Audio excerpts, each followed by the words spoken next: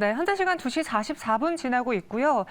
코스닥 시장이 2.72% 낙폭을 키우고 있습니다.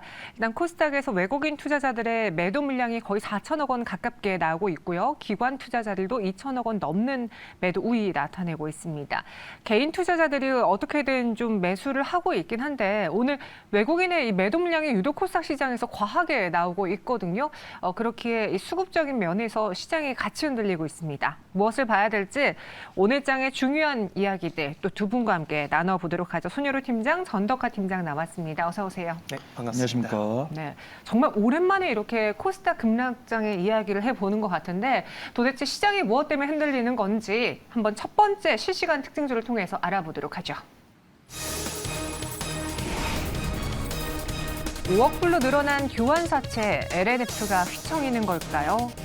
저는 이제 처음에 4억 달러라고 나왔다가 5억 달러로 정정 공시를 냈는데 전환사채가 아니고 교환사채고요. 어떤 내용인지를 알아야지 오늘 LNF의 하락 이유까지도 볼 수 있을 것 같아요.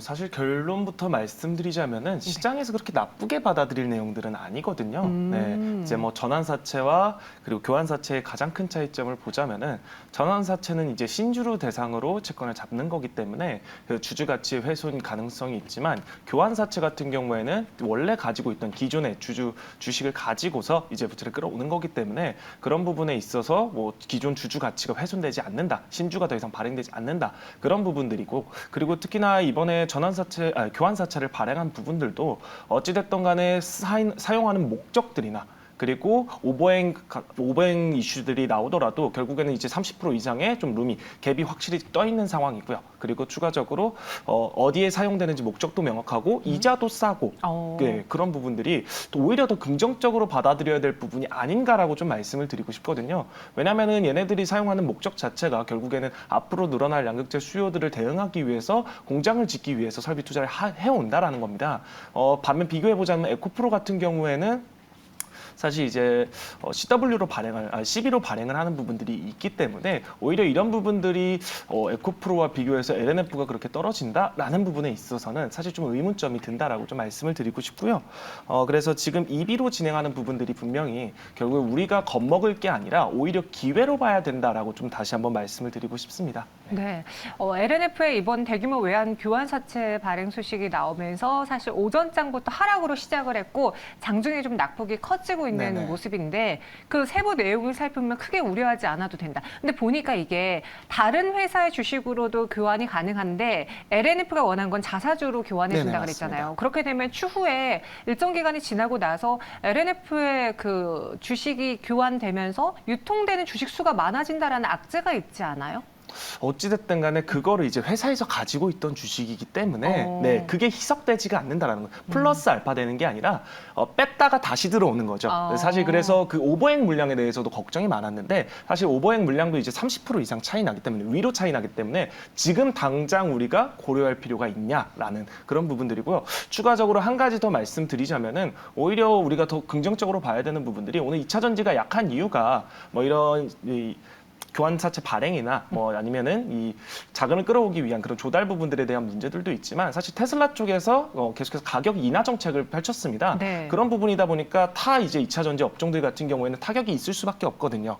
하지만 LNF 같은 경우에는 이제 이번 연도 3월 달에 또 테슬라 쪽과 양극재 계약을 맺은 적이 있기 때문에 오히려 테슬라가 시장을 뭐 장악하기 위해서 마켓 쉐어를 좀 더 가져오기 위해서 가격이 인하했다라는 거는 결국에는 그 양극재 물량들이 더 늘어난다는 뜻이고 국내에서 이 테슬라 쪽으로 납품을 했었던 이력이 있는 이 LNF가 오히려 그런 부분에 있어서 좀 더 좋은 기회를 우리한테 만들어주고 있는 게 아닌가라고 좀 말씀을 드리고 싶습니다. 네, 오늘 LNF를 외국인 투자자들이 많이 매도하고 있어요. 그도 그럴 게 최근 이번 한 주 동안의 외국인의 매수 동향을 봤더니 LNF를 가장 많이 코스닥 시장에 샀고요. 반대로 에코프로를 가장 많이 팔았었어요. 근데 오늘 장에서는 악재가 나왔다라고 판단한 외국인 투자자들 아니면 이것도 뭐 개미털기라는 그런 말도 있고 신용 때문에 그런 것도 있다. 신용 털고 간다 그런 이야기도 있지만 무튼 오늘 외국인 투자자들이 유독 LNF를 많이 매도하고 있는데 이 수급적인 면에서는 또 뭘 봐야 될까요? 네, 우선 오늘 교환사채 발행한 부분은 사실 LNF의 하락에 큰 영향을 줬다기보다는 전 테슬라의 실적에 대한 불확실성이 조금 더 영향을 줬다라고 판단되고 있고요. 네. 일단 아시는 분은 아시겠지만 이제 밸류 체인 있죠. 삼성 SDI 같은 경우가 이제 에코프로 BM으로부터 양극재를 받고 있고 LG 에너지 솔루션이 이제 LNF로부터 받고 있는데 LG 에너지 솔루션이 만든 배터리를 테슬라가 가져갑니다. 그렇다고 하면은 테슬라의 실적 훼손, 그다음에 테슬라의 뭐 모델 3나 모델 Y의 완성차의 가격 하락은 결국 에너지 솔루션에 대한 어떤 실적 훼손, 그다음에 LNF에 대한 실적 훼손으로 좀 이어질 수가 있는데 저는 사실 단기적인 관점으로 이제 수급적으로 이제 앵커님께서 말씀해 주셨다시피 LNF 같은 경우는 외인의 꾸준한 순 매수가 들어온 다음에 오늘 외인의 순 매수가 강하게 나오고 있습니다. 결국 외인들도 LNF의 이 상황을 예상하지 못했다. 그리고 좀 말씀을 드리고요. 이제 전덕화 팀장님 말씀대로 이런 것들은 좀 LNF에 대한 어떤 저가 매수의 기회다라고 말씀드릴 수 있겠지만 그게 당장 오늘은 아닙니다. 어떤 뭐 개인 투자 털기 이런 것들은 뭐 제가 뭐 판단할 재간은 아닌 것 같고 네. 어떤 미국에서 IRA 법안에 따라서 뭐 유럽이나 뭐 현대 기아차만 배제가 된 게 아닙니다. 유럽도 배제가 됐고요. 중국도 배제가 됐고 일본도 배제가 됐습니다. 그리고 테슬라를 밀어주겠다는 부분.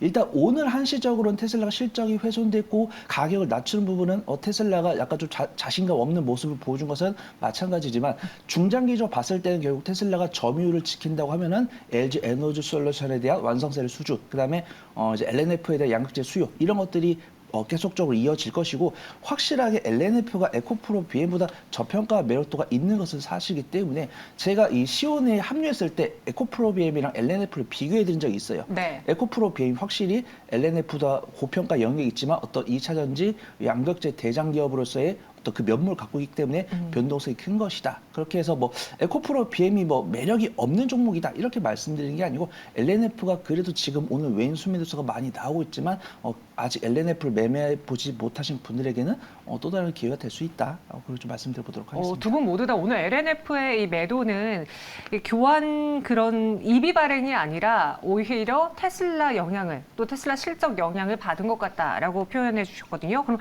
오늘장의 이 LNF 하락 그리고 다른 2차 전지주들의 하락을 숨고르는 장이라고 봐야 될까요? 아니면은 당분간 좀 조심해야 되는 신호탄으로 봐야 될까요? 투자자들의 대응 전략 세워주시죠. 사실 분할 매수로 좀 접근하기를 좀 먼저 권유를 드리고 싶고요. 네, 왜 그러냐면은 네. 사실 이렇게 강제성을 띠면서 시장을 억지로 끌고 갔던 거는 사실 이례적인 시장이에요. 그렇기 그렇죠. 때문에 주가도 이례적으로 올랐던 거고요. 말씀하셨던 것처럼 뭐 예전에 같이 한번 대표님하고 방송했을 때 들었던 얘기인데 지나갈 때 열 대 지나갈 때 전기차 다였을 때 보일 때까지 사라 이런 맞아요. 얘기를 하셨었거든요. 그런 것처럼 어찌됐든 간에 우리가 가야 되는 시장이고 갈 수밖에 없는 시장이다. 뭐 주가에 대해서 거품이냐 아니냐 이런 얘기들도 많이 나오고 있기는 하지만 이런 이례적인 시장인 만큼 이례적으로 주가가 오른 것도 사실이고 그리고 그렇게 가는 것 방향성 자체도 틀리지는 않다라고 보기 때문에 그리고 당장 이는 악재가 나온 게 아니기 때문에 이런 부분들 감안했을 때는 오히려 지금 없으셨던 분들 신규 매수 기회로 좀 분할로 접근해 보는 것이 좋지 않을까. 당장 이렇게 매물들이 많이 나오고 있는 구간들이기 때문에 네. 비중을 한꺼번에 많이 들어간다기보다는 시장을 좀 관망을 하면서 분할로 조금씩 채워가는 게 좋은 방법이라고 봅니다. 손유로 팀장님도 동의하십니까? 네, 우선 저는 동의를 하고 있고요. 저는 조금 더 마켓 타이밍에 좀 보면은 조금 더 눈치를 네, 보고. 조금 더 이제 조금 눌림목에서 공략해라 이런 부분보다는 좀 네. 삼거래를 정도 쉬고 왜냐하면 어. 외인과 기관들의 매도세가 뭐 하루아침에 돌변하는 모습을 안 보여주고 있기 때문에 뭐 오늘 종가로 사시기보다는 뭐 오늘 종가도 괜찮지만 저는 한 이번 주 금요일 오후 이후 혹은 뭐 테슬라에 대한 투신 개선 이런 것들을 확인하시면서 좋으면 될 것 같고요. 아직 에코프로 BM이나 LNF가 저점을 이탈하지 않았기 때문에 뭐 이렇게 어떤 부정적인 의견을 내볼 필요는 없을 것 같고 신규 매수를 진행을 했는데 고점에 비중 30% 매수하셨다. 네. 이렇다고 하시더라도 사실 1차적인 단기 지지구를 이탈하기 전까지 뭐 손절하실 필요는 없다라고 판단되고 있고요. 비중이 5% 10%밖에 안 된다라고 하시면 한 3거래일 정도만 쉬셨다가 네. 박스권 하단부에서 다시 한 번 더 추가 매수 비중 키워보는 그런 기회로 삼아 보시면 좋을 것 같습니다. 알겠습니다. 저희 2차 전지 이야기하다 보니까 시청자분들이 또 갖고 계신 분들이 워낙 많잖아요. 그래서 오늘 좀 체크해달라는 종목들이 많이 접수가 됐어요. 그중에 하나 유일 에너테크 보겠습니다. 현 구간에서는 7% 하락하고 있고 사실 이 종목 최근에 너무 많이 올랐잖아요. 네, 최근에 이 5거래일 연속 상승했고 그중에 하루는 상한가까지 기록했어요. 보니까 전고체 배터리도 좀 묶여 있고 SDI 각형 배터리랑도 이슈가 있는데 유일 에너테크 오늘 장은 어떻게 대응하는 게 좋을까요?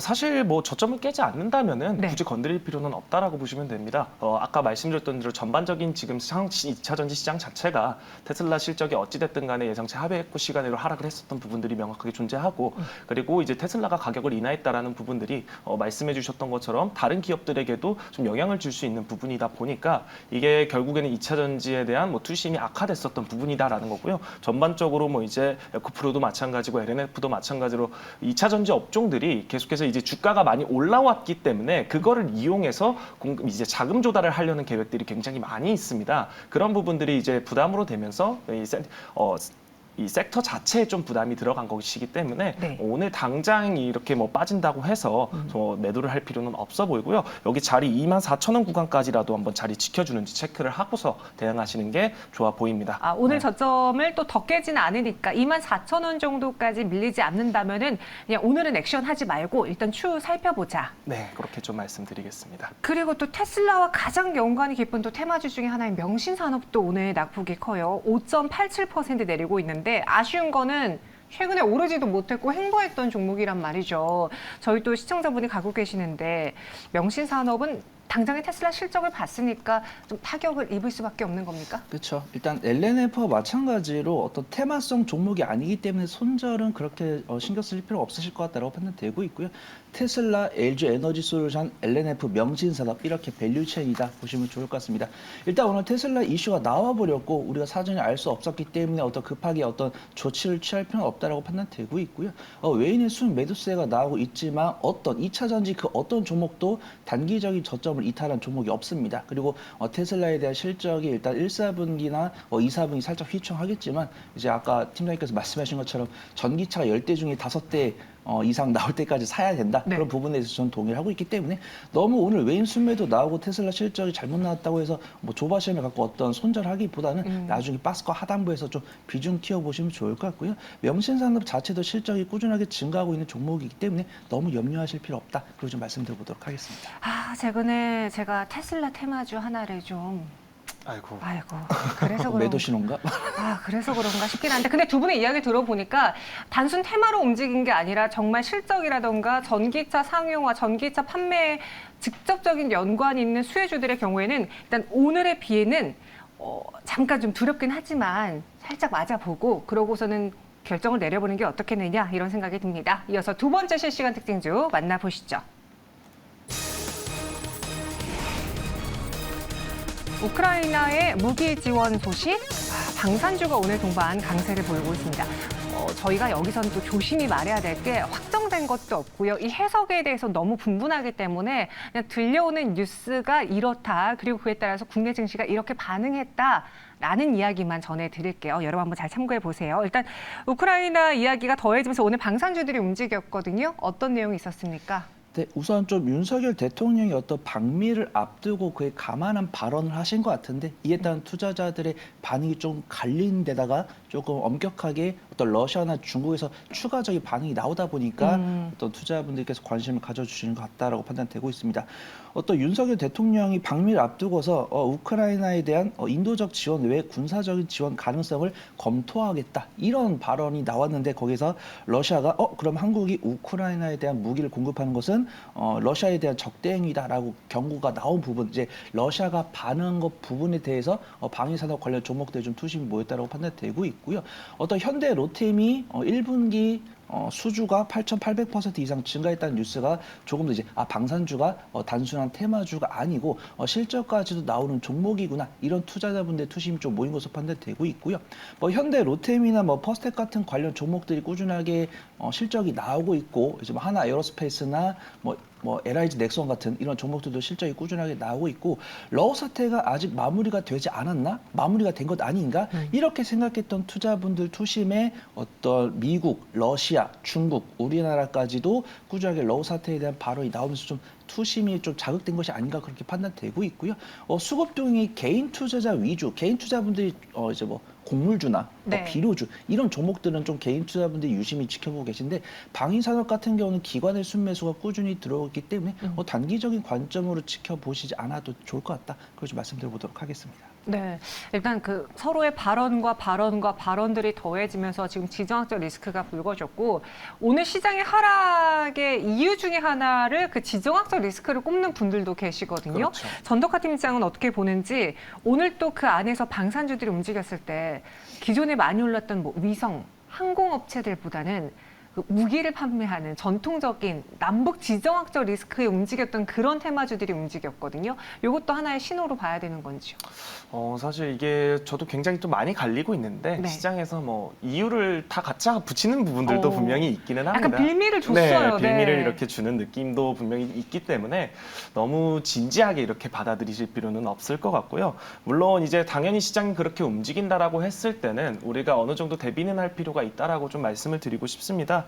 그래서 어찌됐든 간에 폴란드 쪽으로도 계속해서 이제 수주가 방상 나간 것들도 사실이고 그리고 뭐 러시아나 중국이나 그리고 우리나라와 북한이나 이런 쪽으로 계속해서 이야기들이 나오고 있기 때문에 그런 부분에 있어서 우리가 좀 틈새 시장을 한 번 더 노려볼 수는 있지 않을까라고 좀 말씀을 드리고 싶고요. 그래서 지금 현대로템 위주로 가장 또 많이 움직이고 있기는 합니다. 현대로템 밸류체인 쪽으로 굉장히 또 많이 움직이고 있는데 폴란드 쪽에서 계속해서 이제 수주 공시가 나왔었던 부분들이 존재하기 때문에 그런 쪽으로 같이 벤더 단에서 뭐 엔진을 공급했다던가 아니면은 뭐 캐터필더를 공급했다던가 이런 부분들로 좀 확산이 되는 부분들이 분명히 존재하거든요. 그래서 뭐 퍼스텍이라거나 평화산업이라거나 이런 업종 쪽으로 잠깐 눈을 돌려보는 것도 이런 좀 파란 시장에서 잠깐 이렇게 대응해 보시는 것도 좋아 보인다라고 좀 말씀드리겠습니다. 국내뿐 아니라 해외에서도 로키드 마틴의 실적이 잘 나왔다면서요. 그러니까 유럽 내에서의 지정학적 리스크가 커지다 보니까 미국의 방산 기업들의 실적도 같이 잘 나오고 있다. 그렇게 되면은 국내 업체들도 봐야 된다라는 증권사 리포트가 나왔는데 요즘 방산주에 대해서 증권사에 좀 호평들이 많이 나오고 있거든요. 네, 우선 뉴스를 찾아보신 분들 아시겠지만 로키드 마틴이 무기 주문 증가로 분기 실적 호조를 보였다고 합니다. 네. 일단 우리나라도 계속 유럽이나 폴란드에 수출하는 것을 알고 있지만 러우 사태가 발생하면서 가장 많은 무기를 수출한 기업은 로키드 마틴입니다. 그렇기 때문에 로키드 마틴 실적이 잘 나온 것으로 판단되고 있고요.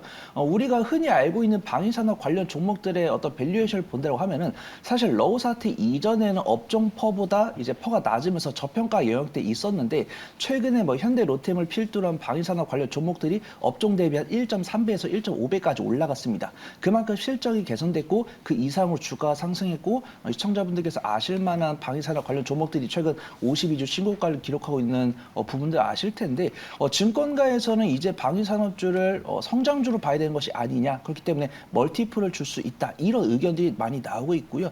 우리가 아실 만한 정도 오늘 현대 로템 정말 외인과 기관의 쌍끌이 순매수가 무섭게 들어오고 있고요. 최근에 수급이 장난 아니던데요. 그다음에 방위산업주 뭐 하나 에어로스페이스나 LIG 넥슨 이런 종목들을 보면 기관의 꾸준한 순매수가 유지가 되고 있습니다. 그렇기 때문에 어떤 고평가 영역을 갖지만 성장주이기 때문에 멀티플을 줄 수 있다라고 하는 순간에는 사실 적정 주가를 아무도 좀 통일하게 내놓을 수가 없습니다. 이런 부분들 좀 추세를 보면서 매매를 해보시면 좋을 것 같고요. 저는 방위산업주에 대한 투자 의견은 긍정적으로 들이대 목표가는 조금 보수적으로 잡되 추세에 맞게 변경해 가시면 좋을 것 같다. 그런 의견 드리도록 하겠습니다. 저도 방산주에 대해서 긍정적인 생각을 갖고 있고 저는 좀 다르게 단기적으로 보는 게 아니라 정말 몇 년의 장기 투자를 이곳에 하는 게 어떻겠느냐라는 생각을 좀 갖고 있었거든요. 전덕화 팀장은 어떻습니까? 저는 뭐 분석가는 아니니까. 러시아나 뭐 우크라이나나 네. 전쟁들이 계속 났었던 부분들이 국방비 내 계속해서 유지를 하고 있어요. 내리지는 않았거든요. 내리지는 않았기 때문에 꾸준하게 수요가 나와줄 것으로 보고 있고 네. 저는 사실 이제 뭐 하나 에어로스페이스라던가 현대로템이나 이런 것들이 좀 격하게 움직이기 때문에 이제 테마성으로 이렇게 돌아갈 수 있는 종목들을 한번 우리가 찾아보자라고 좀 이렇게 말씀을 드리고 싶거든요. 어찌됐든 간에 지금 K2가 또 호주 쪽에서도 계속해서 이야기가 나와주고 있고 네. 그리고 폴란드나 이런 쪽에서 얘기가 나와주고 있기 때문에 이 현대로템 지금 당장 들어가기 내가 좀 부담스럽다면은 뭐 지금 그 아랫단에서 아까 말씀드렸듯이 뭐 캐터필더나 엔진들을 공급했던 그런 종목들을 한번 관심 가져볼 필요가 있다. 그래서 이전에 현대로템 쪽으로 납품했었던 이력이 있는 STX 엔진 같은 경우에도 K2에 들어가는 엔진들을 K2 전체에 들어가는 엔진들을 납품했던 이력들이 있거든요. 얘도 방산주로 묶을 수 있어요? 네, 그렇게 방산주로 묶을 수가 있습니다. 그래서 이런 엔진 쪽이나 아까 말씀드린 평화산업 같은 경우에도 이제 캐터필더 이 바퀴에 들어가는 것들을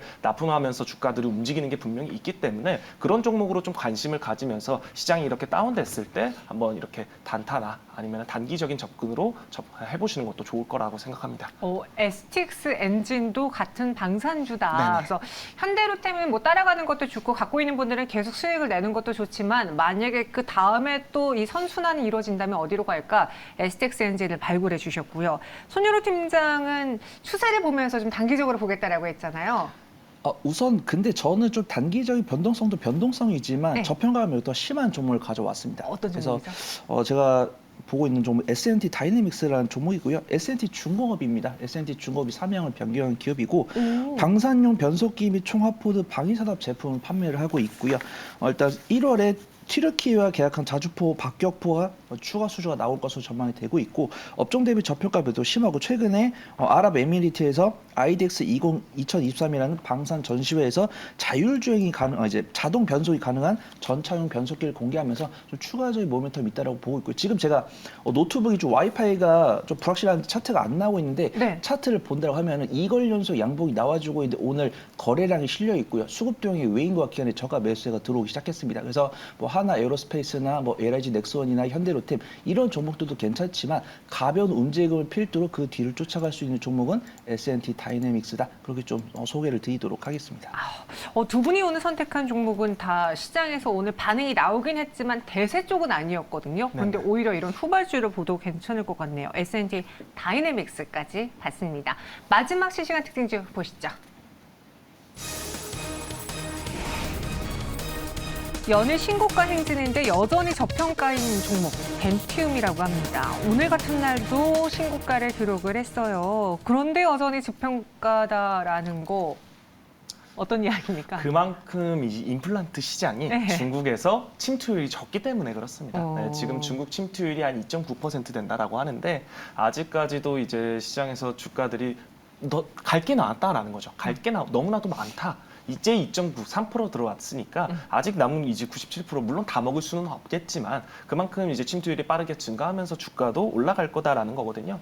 그래서 이제 뭐 덴티움 같은 경우에도 마찬가지로 사실 중간에 좀 노이즈가 있기는 했었습니다. 중국의 이제 VBP라고 해가지고 네, 물량 기반 조달 제도라고 해서 이제 중국 쪽 정책이 시행이 됐었던 부분인데요. 이거를 이제 중국 정부가 직접적으로 이런 의료기기나 의약품들을 이렇게 임플란트를 이렇게 매수를 해가지고 우리가 사서 국민들에게 싸게 주겠다라는 거였거든요. 그런 부분 때문에 오히려 좀 우리의 프리미엄 가격이나 아니면은 좀 마진율이 떨어지지 않을까라는 우려들이 생겼었는데 오히려 이게 좀 전화위복이 되어서 오히려 좋다. 네, 오히려 좋고 박리담회로 가보니까 이게 침투율이 너무나도 좋다더라. 그리고 이런 부분들이 좀 부각이 되면서 올라가기 시작했다라는 거거든요. 그리고 이제 아시겠지만 임플란트 자체가 한 번 쓰면 잘 안 바꿉니다.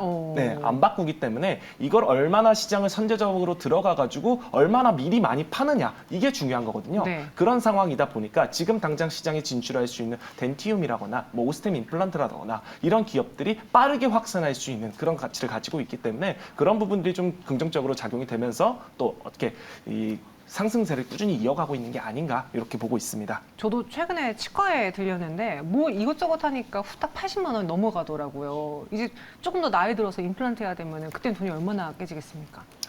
저도 많이 돈을 많이 벌어야 아프더라고요. 될 것 같습니다. 아, 네, 그렇죠. 뭐 그런 상황인데 우리의 기술력이 치과 치료에도 잘 나가고 있고 또 임의용 기기에도 잘 나가고 있잖아요.